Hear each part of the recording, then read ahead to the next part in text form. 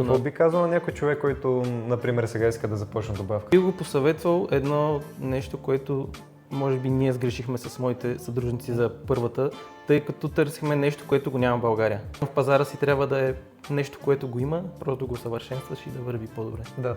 Аз съм Стоян Близнаков, един от основателите на Zenvia, също така съм фармацевт и работя в аптеки. Продуктите, които сме направили при вас е магнезия, бисглицинат с витамин B6 и MindPeak, който е комплекс от доста неща, полезни за всеки спортуващ и неспортуващ човек. А ти реално как разбра за нас? Когато тръгнахме да правиме първо MindPeak, тъй като ни е първия продукт, се интересувах и търсих много в интернет и спрямо отзивите стигнахме до вашия сайт. Имаше някакви основни притеснения, да не сме гаражно производство? Може би като видиш, че има малко производство, 500 опаковки, има един лек стрес може би, Да. но когато направихме първата среща в офиса, вече всичко ми беше ясно и никакви притеснения. Но как мина целият процес на работа? Всичко беше много лесно, колегите вашите предвижиха почти всичко до готовия продукт и не се занимавах с абсолютно нищо по регистрацията.